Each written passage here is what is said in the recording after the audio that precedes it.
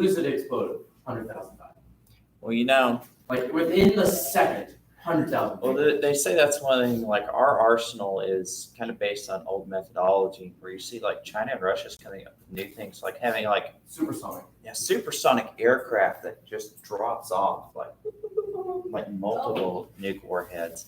So fast, conventional arms. And you know. they even he had like a little diagram for like how ICBMs work nowadays, where it goes all the way up out of the atmosphere and then comes down. It showed like the U.S. line of vision, and it showed that it got in the line of vision less than halfway through the thing, while hypersonic comes into the field of vision when it's about to hit. So that stops a lot of defenses from working, and that's why hypersonic is very, very, very scary. And they're saying the only way to take those things out is you can't use conventional weapons. You have to use something like lasers, fast tracking, like some kind of something. And of course, they're also developing anti-satellite technology, which is scary too, because we're so reliant on it. And if you take out satellites, if you take out enough of them, it can actually fill up the upper layer of the atmosphere with all this super high-speed metal and debris from it. Then if you did it enough, you wouldn't be able to put up new satellites. And that would totally ruin the future of having satellite technology if it did it enough. So it's just. All right, I'm gonna go. Can I go fill up my one? Yeah, go ahead. All right, so hey, folks, today it is the 9th of October, and we're about to start our new unit on called the Roaring Twenties. Now, I recommend that you go into our Google Classroom. That's where I posted the notes for this already. I made a PDF of it. So you're not able to see what I have posted here, but you can at least follow along in the Google Classroom. So, and the title is The Roaring Twenties. So let me go ahead and open this up for the class. We're waiting on those two boys to come back because they have to water themselves, apparently. Yeah, it's a boys. Boy.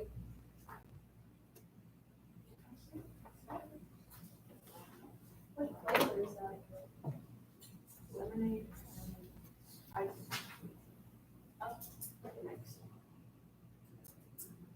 The only reason I know the name of that now is because we're at work.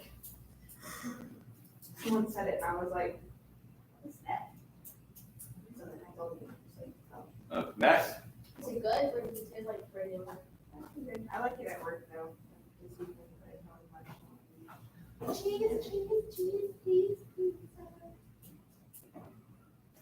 Now, please keep in mind, we're going to have our midterm coming up pretty soon. But it's. The only test I'm scared about is the PSAT. Well, yeah, the thing is, that's one that's supposed to be there to guide you. It's not supposed to be there to determine like your scholarships and college entry, right? If you can show. So it's not. That's not the big one. This is the one to kind of So the grade for this one doesn't impact me? No, but it's supposed to give you a starting point. Like, wow, I'm awesome here. I'm not so awesome here. What do I need to work on? I know I need to work on that. Same, Didn't work on because I got so many gaps in that. I'm sorry. Well, that's why I like to give you Khan Academy. Khan Academy's been proven to help out with SAT scores. Hey folks, so new unit. What do you see here? There's a contrast between the left and the right. What is it? Rich people, skinny legs. On the right, normal looking people in their forward. Yeah, so what this is supposed to signify is the social and economic boom throughout the 20s, but then it's going to end with a period we call the Great Depression. And so, so a lot of the boom is going to be from things like the European economy is going to be shattered. They need a lot of goods. We're able to provide them those goods because guess what? America's still intact. America is also going to see a lot of deregulation that's going to allow for like a lot of growth in business and trade and things of that matter. However, for reasons that we will discuss later on, during the presidency of Herbert Hoover, we're going to face a massive financial crisis. And this is going to be an international financial crisis, as we will discover later. And this is going to deeply affect Americans, especially Americans who are living in cities and Americans who are in certain rural areas, such as the Dust Bowl area. We'll talk about that later. So it's gonna lead to that. Yes, ma'am. So Roaring 20s, America in 1920, 1929. So obviously the 20s were in the 20s. So not the 2020s. We're living through 2020 now, which is very cheerful. Oh, yes, The very. best. Oh yeah. It's the best time of our people. Right, there's like a Chinese proverb, right? May you never live in interesting times. So maybe you're living in an interesting time. But it said never. It says may you. Makes for good history. Want to live in peaceful and interesting times. When you try to write 1920, you write 190. Yes, That's all right. that's the one. 190 AD. When the Roman Empire was kind of falling apart. Wait, what did you say? 190 AD. It was starting to. It's doing good. It's doing well now. Oh, really? Yeah, let's do it. Okay. Did You it fall started apart like like 400. 400? Okay. You're thinking of the 400s. All right, moving right along. So we always start off with some vocabulary terms. And of course, this is a period where you can see like changes in fashion and things like you start moving away That From- coat is so. the big fur coat, right? That's a lot of critters. So yeah, furs were in. This is called like the time of the flapper girl. Before this, you had it was called like the Gibson girl for fashion, which was a bit more modest. This is a time period where you see more and more women entering the workforce, getting education, more independence. But things are still traditional. Men They can wearing vote a now, tie. which is pretty. Yes. All right, so you'll see our definitions this time was much smaller, it was much more sympathetic. Thank When I you made so this. much. Well, I mean, I made it like a year ago. So terms to know. If you already know what these terms mean, don't write it down. But if you're not sure, go ahead and write it down. So first we have migration. This is movement of people from one place to another. And as we'll discuss, you can have migration within a country. You can have migration from one country to another. Or as we've discussed before, there are push and pull factors that go along with human migration. And people migrate today. I mean, it happens. Consumerism. For our purposes, this is the increased buying of products developed in industries. I'm going to talk about automobiles, people ordering things through catalogs, manufactured things, ranging through all kinds of stuff, from stoves to even like, no, not houses, it's going to be much more, but a lot of stuff. Tradition, relating to long established styles, practices, ideas, or morality. You're going to see a huge shift in people's focus and values, and even in things in the arts because of the horrors of World War I. Here we see that people are going to be highly disgusted in just how the ideas of industrial powers can make things that can kill each other to the scale that it has. So it's going to shatter a lot of people's ideas as far as traditional things such as heroism and country and stuff. And that's going to be further altered after World War II. Modernity, relating to recent or contemporary styles or ideas. So you know if something's modern or not. Red, American slang referencing communism. So we already talked last time a bit about the Red Scare. Well, it doesn't go away. You're going to have a heightened sense of awareness for threats regarding communist propaganda, ideology, and stuff like that. And that, of course, that's going to increase even further during and after World War II. So pretty short, pretty sweet. The slang reference. The slang definition of the slang word.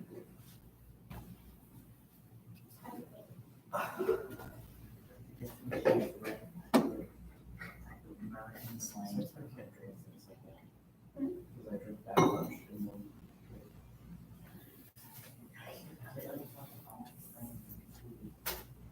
Really? Yeah, I feel really bad whenever people like Yeah, I drink the drinks at restaurants. yeah, that's why I like restaurants. It's free refills. I can like drink as much as I need to. As much as I need to. For a second. I want to. All right, let's go ahead and move on. It's the same picture, right?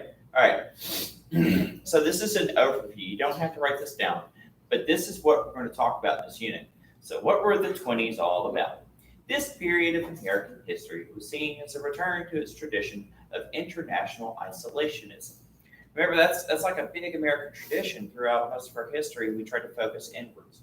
And the horrors of World War I made us want to focus more on America instead of things such as expansionism.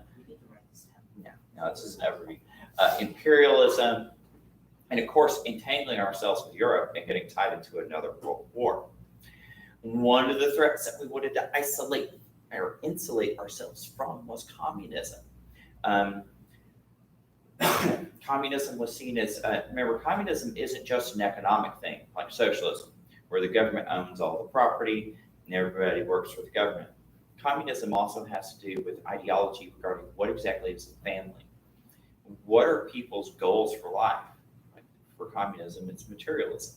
Basically, under communist ideology, you only live for things like food, and drink, and comfort, and procreation, and stuff like that. Nothing really higher. There's no religion in communism. There's science, but the science has to conform with political ideology. So it's seen as being a rather toxic thing. And this is before the horrors of the Maoist revolution or the USSR come out. We'll talk about that some later. Industry was very well established in America at this time, and the economy boomed as production rose in order to fulfill consumerist taste and orders. Socially, this period was characterized by social changes as women pushed for more rights, and African American culture experienced a renaissance as exemplified by the Jazz Age. And so jazz is going to be music that's going to become very popular. That starts with African Americans. It's going to be consumed across the nation by like Anglos and stuff like that. The consequences of prohibition also came to light as violent crime skyrocketed. And so we're going to see the rise of the mafia. And we're going to see a lot of Americans are just blatantly going to ignore the law. But we're also going to see the expansion of the federal government as they try to get more police action against people who are like bootleggers and stuff. Who started the Jazz Age? I'm not entirely sure. I'm not an arts guy. I wonder who like the first jazz artist was. Well, There's a section in your textbook It was a movement. that talks about the beginning of the birth of jazz. It does start with like a person, but as soon as one person started doing it, Yeah. and it came from the Black community.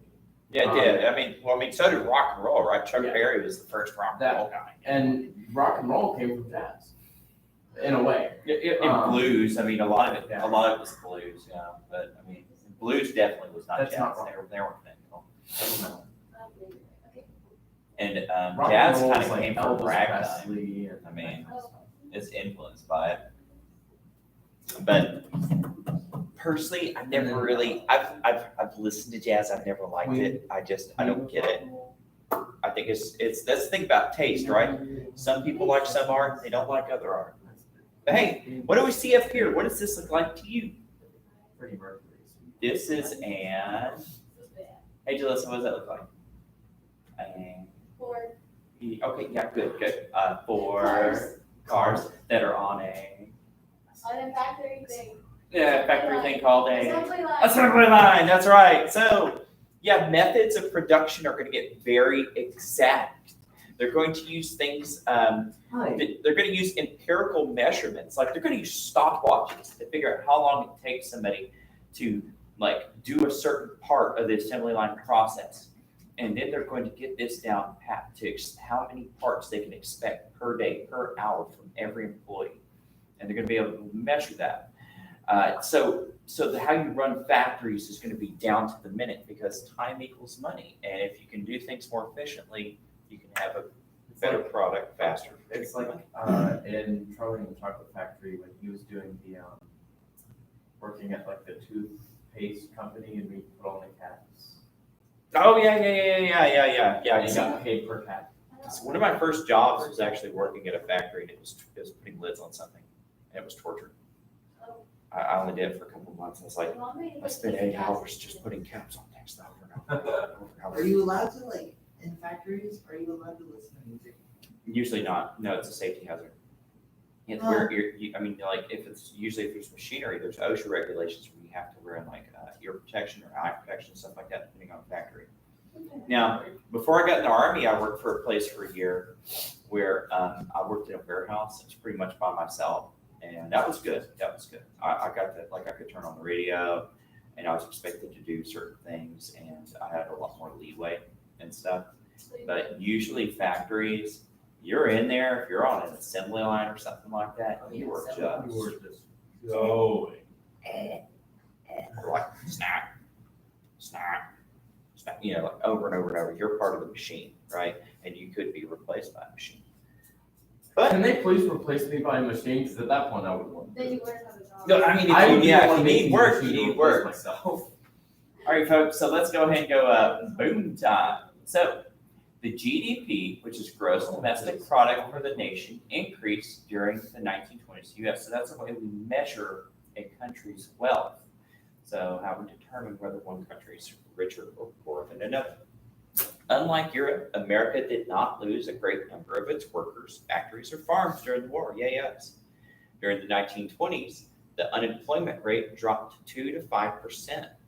Wages increased and consumer prices decreased. So that's good. More people are working, making more money, and now things are cheaper. Wow, sounds great.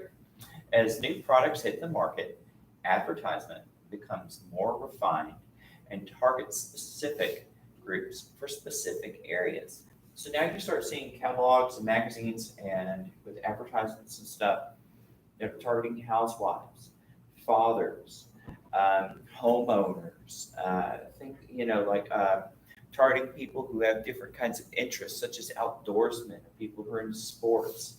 So you're starting to, and we take that for granted now. I mean, like if you're sitting there, you're like watching Cartoon Network, and well, in the middle of the show, you're going to see like cereal for kids, or I don't know, Skechers, stuff like that. It's like, look, there's blinking lights on the shoes, buy them. I mean, you're not seeing things for like, I don't know, you're not watching, I don't know, SpongeBob, and then in the SpongeBob commercial is going to be over like adult diapers or something, so it's target specific groups. So, Adult diaper. yeah, so that would be a little out of place. It wouldn't be the right group.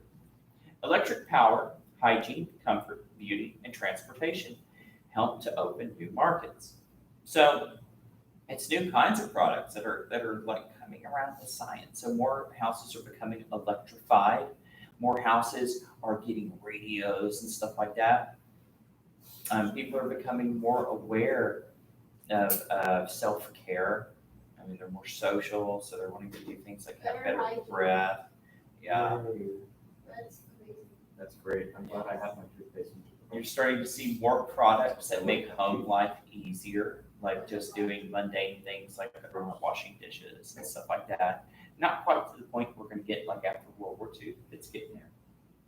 Manufacturing methods also improved, leading to mass production, which we mentioned earlier. More factories are electrified, electric lighting and motors, engines, things like that. Power tools. What caused the Great Depression? It was a lot of things. A lot of historians disagree. I like one by a historian called Emily Schley. She and a couple others, they pointed out that a lot of it had to do with the fact that World War I left Germany crippled. We loaned a lot of money to Germany. They weren't able to pay it back. The economy in Europe started to fall apart, and it fell back on us. Another thing that happened too is the United States, in order to protect our economy, we tried to do extremely high tariffs, and that would restrict other nations trading with us. They did the same thing to us, and because we were tariffing each other so hard, we weren't trading. That killed, and since we're not trading anymore, factories and businesses have no one to sell to, so they all go under. It was just like a cascade of events. Some historians say it would have been a smaller recession if we just would have let the market play itself out naturally. But because we tried to kind of Control control it. Yeah, it became essentially a trade war that crippled all sides. Trade rules are Everybody went through a depression. Yeah, almost everybody. Everybody. A trade war can be, I think it could be more effective if you do it kind of like one country against one country, right? If you try to do it against everybody, you're just gonna cripple yourself. Like you can do like sanctions on a place like North Korea, and it'll cripple them, Which Or- is for Yeah, and if you want to do it against a big power, we've obviously done it before World War I, World War II, and it did cripple the economy. So I think it can happen. You just can't do it against everybody. yeah, you just can't do it against everybody because then everybody hates you. And If everybody hates you, nobody likes you. And if you do tariffs towards certain markets, you can artificially keep alive industries that probably should fall apart anyways. Or other industries might be hurt that could have fulfilled the market anyways. There's a lot of things that have consequences when you tamper with them. All right, you ready to move on? Honestly, I am, sir. Cool, mansion. Hey, you were talking about Henry Ford. There he is back in the flesh. Oh, hello. Oh, hey, you Is recording that me you? today. He's standing there with the Model T. Yeah, Henry Ford, he was a very innovative guy. He loved having things very organized, timely manner. I can tell by the way he's dressed. So yeah, snazzy guy. He was so into orderliness and things like that. He actually thought, before they were quite known as bad guys yet, he thought that fascism was like the perfect form of government, because he thought that the idea of having, like, say, government, like a fascist government, run every single aspect of life in a neat and orderly manner made sense. It could make a perfect society. He's gonna be proven wrong, but hey. All right, so Wait, I wonder what would happen if like somebody like brought Henry Ford to the future and was like, hey, look, Henry Ford, here's a Ford car. Show him one of the supercars. oh yeah. It's like, this is It would have been my- freaky. It would have been freaky. Well, you know, my Would have freaked him out, definitely. well, there's some things that people just don't, like, you could bring them to, but they're still gonna be like, I can't take that. Like, my wife's great grandmother, right? She was in high school during the World War II. World War II started then. She was in college in World War II. She said her dad never believed the moon landing. He didn't believe people could go on the moon. He was like, that's fake. It didn't happen.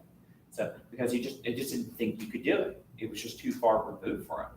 I mean, his generation, when they were babies, they were still going around in covered wagons and stuff. He was like, no way. So even though he was alive to see that kind of thing, so it just couldn't do it. He was like, no. It's like if you no. bring somebody if you brought a phone back in time Mhm. to like the 1400s, they think you were wishing to burn you at the stake. Yeah, I didn't think it was magic. Yeah. What if you brought one of them here?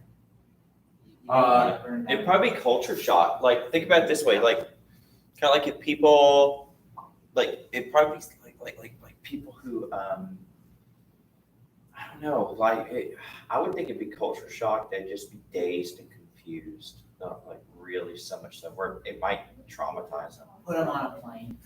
Yeah, see, like, there's another thing. It's either going to be amazing like or it's in going to be East horrible. Eden when his mom was like terrified of planes because she didn't believe they existed. And she got to go on one during World War I because she sold so many mail. This is an actual true story from his childhood. His mom, because he wove in like true stories from his childhood because they were based on true people. And he, yeah, because he was one of the characters in his story because it was based on truth, but it wasn't all true. East of Eden wasn't. So it was based on like what he thought it would have been like. And it's probably at least based on like some foundation of truth. Yeah. Anyway, so this was a true story about him, and his mom would like, she sold a bunch of bonds, and she got like to write a World War I plane, and she was terrified. She didn't want to reject the offer, but she didn't think they existed. And when you ride in something that you didn't think existed, you get kind of freaked out. And so she kept like shaking her head up and down because he's like, she was trying to encourage him because she thought the plane was like dying or it was gonna fall, and so she kept like encouraging him, like, yeah. And so he kept doing loops because he was like, And he's like, I can't believe her. She's the craziest. I just kept asking her if she wanted to do a little loops and Nice. crazier tricks. And she got all terrified. Yeah, because you can't hear each other. All right, so moving on. Boom time again. During this time, the automobile became more affordable for consumers, thanks to manufacturers and inventors like Henry Ford. So he's making them cheaper, and he's also coming up with like finance methods where people don't have the money up front, they can make monthly installments and payments so they can get these. Ford streamlined and perfected the assembly line process to the point where he could sell his Model Ts for as low as $290 by 1927. Slowly but surely, the automobile would change the way Americans would spend their recreational time. So people started moving to the outskirts of the cities. You start seeing the growth of suburbs instead of people living in the city. This leads to a lot less people living in dirty, compact areas next to the factory. This also leads to a lot of these suburbs and newer cities and towns. Their infrastructure is going to be different. So instead of building a city with the idea of horse and buggy or even trains and trolleys, they're making roads that are specifically for cars. They're making houses, neighborhoods specifically so that cars can come in and come out. That's a new thing. More and more people got involved in the stock market as well. During the 20s, by 1929, 4 million Americans owned stock. That's around 10% of the U.S. households. Now, Americans today, almost all Americans in one way or another are involved in the stock market because that's what a lot of people's retirement systems is set up on, whether they know it or not. Because many individuals wanted to get rich quick, stocks were often bought on credit, greatly increasing the risk of losing everything. So how it works is like this. You have a company, and the company's like, man, we need money to expand or invest. So what you do is you put up shares of your company out on the stock market. So you can be like, okay, we're going to divide the ownership of our company into 1,000 shares. And then you sell those shares in the stock market. As your company gets better, the shares are worth more. As your company gets worse, the shares are worth less. A lot of Americans, they see that so many companies are doing better and better year after year. They're like, everything's going up. I got to get in on this. So they're buying these things. And they're reading stories about people getting rich quick doing this, buying shares of the company. The company does great, and they can now share or sell these shares for a lot of money. Now they're rich. So, but they're doing it on credit. So they're taking loans. That's risky. If you take loans, like let's say a high interest loan too, you take a loan like say 30% interest, you buy stocks, and then the company fails, now you're like out all this money, and it's going to ruin people later. It's going to be one of the things that leads to why the Great Depression is going to be so bad in America. Hey, what were you saying, Joseph? Sorry for interrupting. I have some friends who, when Apple first started, they bought stock for Apple. Are they rich? Wait, what They have a happened? lot of money now. Wait, Yeah, if I had a time machine, that would be one of the ones I'd do. They Google they too. had some friends. Yeah, alphabetic. They and their friends chose to invest their money, and their friends chose to invest in some phone company that I don't even know the name of. They Yeah. chose to invest in Apple because it was just a start. Yeah, Apple used to be junk. It's like IBM and Apple have been around forever, but nobody really cared. Like it was like it had like a time, like IBM. yeah, Watch yeah, IBM just become like massive one day. maybe, but like I thought they were like together. I thought they were the same company. Maybe I'm wrong, but yeah, Apple. Like I remember when I was a kid. Yeah, it was kind of like the junk computers they make and stuff like that. Wait, your friends invested in the Apple company? They're adults. But when Apple first started, they invested in it just to see what would happen. Yeah, the iPhone. Well, first the little MP3 player they had. Yeah, Oh, when I that had took one off. of those. Yeah, I had one with a iPod touchscreen on it. Huh? iPod show. iPod. Yeah, the iPods, and I still have one. yeah, I got one of the touchscreen ones that came out right for the iPhone, Oh, and I was Your I, phone. It didn't work that well though. It had like a web browser and stuff, and connect the Wi-Fi, but it never really worked. I was like, oh, this sucks. It was only good for music. Wait, which one? The iPod Touch, I think. The iPod, yeah. Yeah, so. But I mean, that's all right. I think you use it. I had a Blackberry. Like my dad had a Blackberry and like he got a different one and gave this old Blackberry to me when Blackberries were just coming out. Yeah. And so back then it was like a super nice. Yeah, back then. And now I look at it and the screen is like this big. I was like, how did I ever use that? It was a touch screen. I was like, how did I ever use that? Oh, I remember I went through a few flip phones, and I was impressed one of them had Tetris. I was like, wow. Hey, Tetris is fun. It can use your time. All right, next one. All right. So, unfortunately, though, the thing is about when automobiles come around, That's a lot. the law and people's habits didn't necessarily change overnight. So there's going to be a lot of traffic accidents and stuff like that too. There's like not things like stop signs, I'm pretty sure it's not. like right of way, stoplights. People were used to crossing the road and being safe because horses and buggies didn't really travel fast enough ordinarily to crush you to death. Yeah, those are trolleys. So they're like on tracks. Yeah, they're like trains. They're like trains. Mm-hmm. They're moving along tracks. They're just like running over cars. Yeah, so there are these cars I'm turned trying away. to put logic like into the situation, but there's no logic going on anywhere. It's just a bunch of cars. Completely organic. People just honking their horn and beeping through. Do they not have traffic lights? Not yet. It's going to have to come over time. That's When did ridiculous. traffic lights start? I think it's going to start in the 20s. It's going to be start here, start there. It's going to like kind of spread around because it's going to be a normal thing for people who aren't used to cars to just walk the street and then they're dead. So they're not used to it. So it's kind of like Don't they have brakes? they had brakes, but they just didn't. use them. Yeah, I mean, like if somebody just steps in front of a car, even like today, it's kind of tough. Yeah. Oh my god. Right, so, That's not funny. It's not, but it is. so I'm just picturing people like walking randomly out. it has to happen. It's like So they didn't realize that cars existed and they just like walk out one. What the heck? well, they didn't realize the danger, right? Let's say, like people today don't realize how much horsepower is in a little janky little half-broke car. There's more power in that than like you can watch videos where people are trying to stop cars and be like, "You're not moving," and then they're surprised when the car runs them over. Like it's yeah, because it does that. The cars are dangerous. They're strong. They win. People don't know this. They think that somehow that they can stop a motor vehicle. Oh yeah. It doesn't make sense, but there's videos all over YouTube.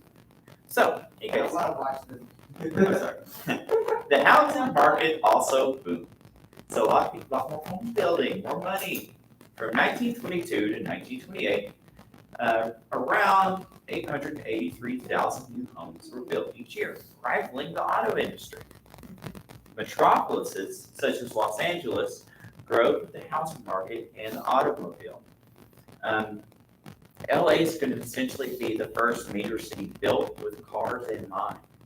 You wouldn't be able to tell today because they're supposed to have the worst traffic in the world. But that's not. By 1930, 93% of residents in LA were single-family homes, while the city was built around the use of automobile, making it the least populous, dense city in the U.S. So you just spread out. They're all stacked on each other. Yes. It probably is. In fact, yeah, I can see. All right, so the supermarket, commercial radio, movies, and the airplane was also making the lives of Americans more convenient. See how, like you're seeing, people who are living in the cities are now having fresher food. The idea of having things refrigerated and shipped in all in one place to buy, commercial radios providing entertainment, even education, information to people. Movies were such a big thing even when they were silent. The airplane was just, it might not have been used very much for travel yet, but it was being used used early on for mail carrying. So it made mail faster and more convenient in some places. True. So at the end of World War One, over 3% of Americans aged 18 to 24 were in college. By 1930, that number had doubled, and 40% of bachelor degrees were earned by women. So we're seeing not only are more people getting degrees, but more and more women are entering college. Like we said, women are starting to enter the workforce more often, and they're also getting degrees. Degrees make sense because if they weren't, if it was frowned upon for a woman to do menial labor and have a college degree, how would you do things that were more office-based, let's say, or clerical?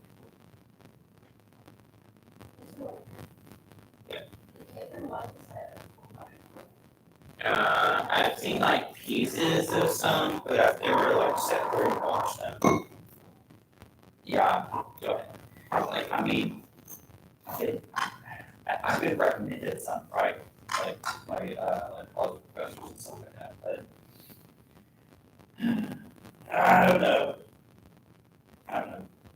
Maybe it's my ADHD, but I don't like sitting through films that are.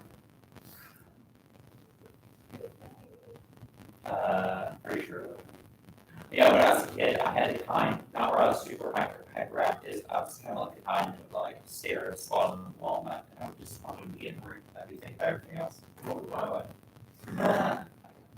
Okay, so yeah, I usually get my teachers like try to wake me up. So I used to. I don't do it a whole lot anymore because I, focus on acting. But that's more of, me being off medicine for so long helps me be able to control that.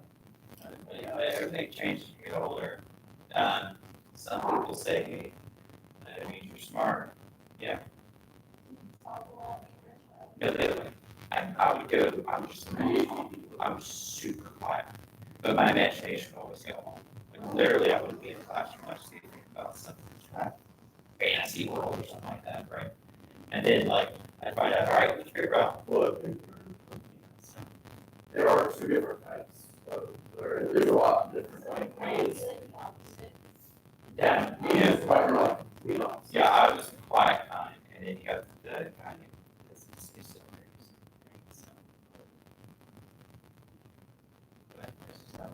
crazy. Like I couldn't focus, right? Like I just couldn't. So I couldn't do well in school until college. Like early 20s, college, that I could do that. So I think I had to grow out of it. Right, like a neurological hormonal thing that had to get worked out first. So, that's all right. It gets better. You learn how to overcome things. Like my dyslexia got better, a little better too. So this spell words all the time. Sometimes it affects my speech. Just one of those things. Well, thanks. Well, because I read a lot, and I got some intervention when I was like in second grade. Love it. Yeah. I got to read so much over summer and COVID break. Like, last month I had to slow my reading down. I'm gonna read the same book for a month now that I should have finished a month ago. That's like, I get home, kids are in bed, I read like 3 pages, and then my wife's talking, I'm like, I better listen to her. So then I put the book out, and then I'm like, man, I just want to get 3 pages. So it's one of those things. All right, let's go to the next one. No, it's okay though, it's okay, because that's better, but I want to do it all. I want to do it all 3. What do you want me to go back? All right. Hey, look at this. So, the spirit of St. Louis. Who's this guy? That is one right. No. Lewis. What's his name? Lewis Clark. Show you. All right. Charles Lindbergh. Lindbergh. So airplanes were really taking off. In the early 1920s, airmail was becoming more common as this era. Charles Lindbergh, the pilot we just saw, was an airmail pilot himself, who made the first nonstop flight across the Atlantic Ocean to win $5,000 if he won this 3,500-mile trip from New York to Paris in his stripped-down airplane in the spirit of St. Louis, making him an instant international star. Yeah, so he had the plane fully customized. I think the contest was proposed by a newspaper. And when he made it over, it was the first time this ever happened. Look at Europe. He was paraded all around Europe, and all kinds of dignitaries, kings and queens, and prime ministers, all invited him over and wine and dine. And it was one king out of Spain, I think, like asked him, "Is like, how did you go to the bathroom?" He said, "I brought a lot of bottles." So apparently, he kind of did, but of course, I said, "You did like a great bus." What? Greyhound bus? No. Yeah, apparently it's an old truck. Oh, they don't have. Wait, what do you do? You brought bottles to go to I did that like when I was a little kid. Like, Okay. All right. I mean, it's good. All right, so moving on. So yeah, this is a big deal. This showed that, the airplane was really becoming like a really powerful thing. And by World War II, it's going to happen all the time. So African Americans experienced a cultural explosion, most known as the Harlem Renaissance, which started in New York. And the Jazz Age, during this period, Harlem was the largest black neighborhood in New York. And just like today, usually in cities, you have parts of cities where you have different ethnic groups living together in the same area. See that? Tyler, you see that everywhere. You see it everywhere in the world. You go like South America, and you go to like Brazil, their cities will have sections for different subcultures.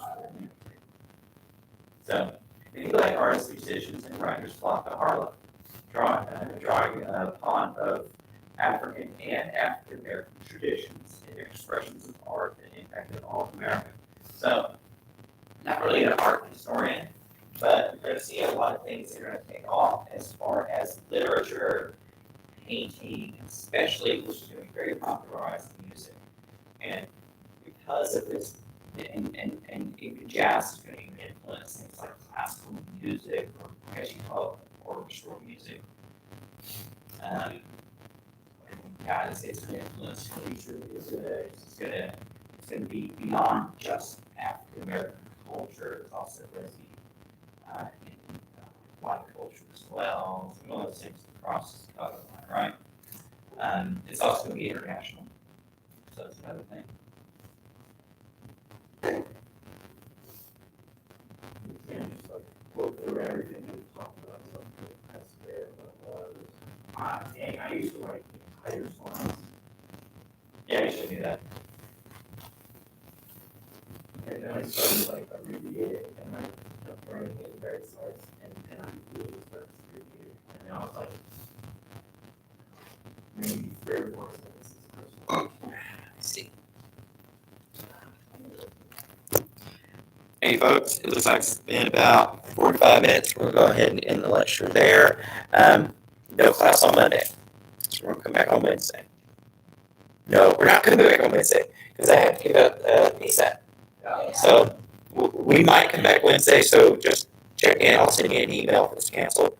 Talk to you later, kids.